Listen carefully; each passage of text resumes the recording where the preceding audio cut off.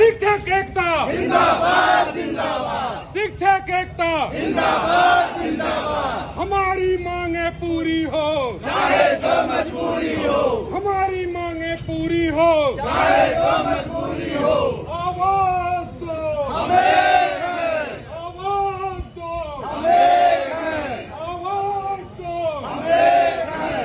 शिक्षक एकता जिंदाबाद जिंदाबाद, शिक्षक एकता जिंदाबाद जिंदाबाद, शिक्षक एकता जिंदाबाद जिंदाबाद। हमारी मांगे पूरी हो, चाहे जो मजबूरी हो, हमारी मांगे पूरी हो, चाहे जो मजबूरी हो, शिक्षक एकता आवाज दो, आवाज दो, आवाज दो, हमारी मांगे पूरी हो, चाहे जो मजबूरी हो, हमारी मांगे पूरी हो, चाहे जो मजबूरी हो, शिक्षक एकता जिंदाबाद, जिंदाबाद जिंदाबाद शिक्षक एकता जिंदाबाद, जिंदाबाद जिंदाबाद शिक्षक एकता जिंदाबाद, जिंदाबाद जिंदाबाद। संजय भैया भी कुछ बताएंगे। आप संगठन के वरिष्ठ पदाधिकारी हैं और संरक्षक के तौर पर हमेशा संगठन में भाग लेने के लिए सुझाव देते रहते हैं। आप ध्यान रखें। इसके बाद हम लोग शांतिपूर्ण तरीके से बीएसए कार्यालय चलेंगे और वहाँ पे अपनी मांगों के संदर्भ में शिक्षक एकता के संबंध में जो कुछ भी नारा रहेगा, जो कुछ भी रहे वहाँ पे रहा है।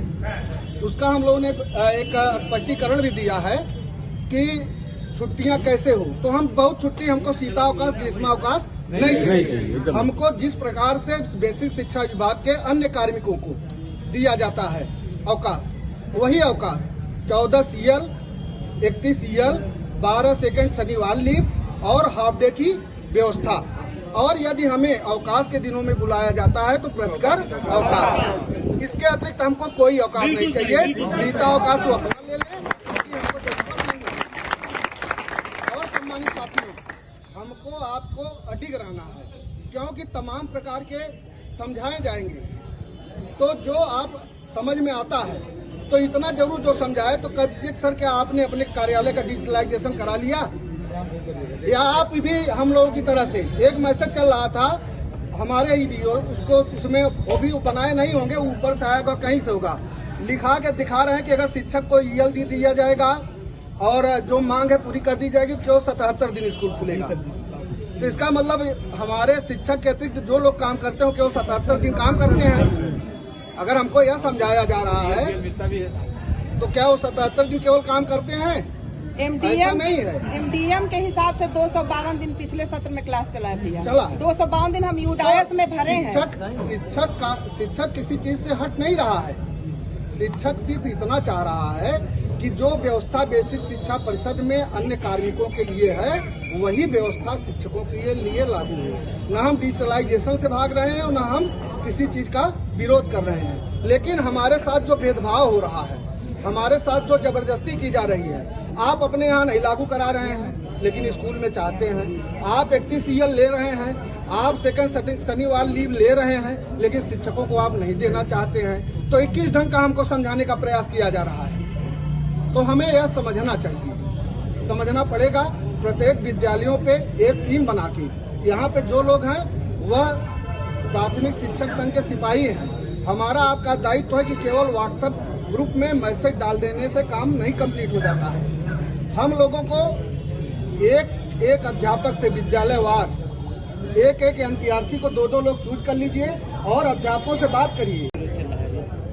यह विरोध नहीं चल रहा है, जो शिक्षकों के साथ भेदभाव हो रहा है। शिक्षक उस भेदभाव को दूर करने के लिए अपनी डिमांड रखने आए हैं और बार बार शासन से, अपने उच्चाधिकारियों से हम लोग अपने भेदभाव को दूर करने के लिए बार बार ज्ञापन दिया गया, लेकिन अभी तक वह भेदभाव दूर किया नहीं जा रहा है। अब आप समझिए कि आप देख रहे हैं कि हमारे उच्चाधिकारियों को सुगम स्थानों पर जाने के लिए गाड़ियां हैं। 31 सीएल है, 14 सीएल है, सेकंड शनिवार लीव है और हाफ डे की व्यवस्था है।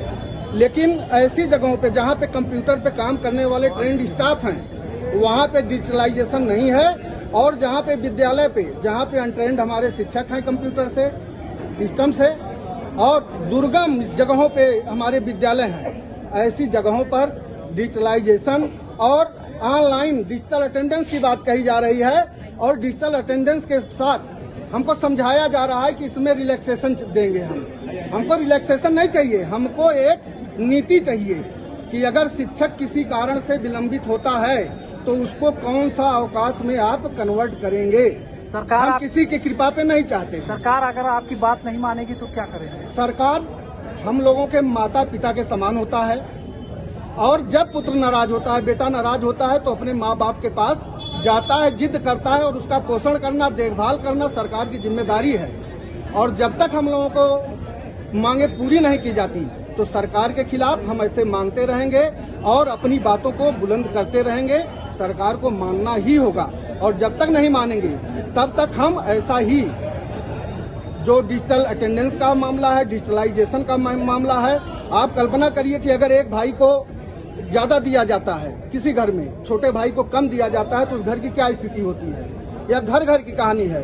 वही एक बेसिक शिक्षा विभाग है। बेसिक शिक्षा विभाग में अधिकारियों के लिए अलग कानून, कार्मिकों के लिए अलग कानून, अध्यापकों के लिए एक अलग व्यवस्था। तो इसको हम बर्दाश्त नहीं करेंगे। आज कहाँ आए? आज हम लोग जिला बेसिक शिक्षा अधिकारी महोदय को इस संबंध का, अपनी मांगों का संबंध का ज्ञापन देंगे, और ज्ञापन के बाद यह भी चाहेंगे कि अगर शिक्षकों के असहमत होने के बाद, शिक्षकों ने ऑनलाइन डिजिटल अटेंडेंस से असहमति व्यक्त की है, अधिकांश शिक्षकों ने, और अगर जबरदस्ती शिक्षकों के साथ वहां जाकर विद्यालयों पे उनके साथ जबरदस्ती की गई, उत्पीड़न किया गया, तो 23 तारीख को हम लोग यहाँ पर धरना प्रदर्शन देंगे।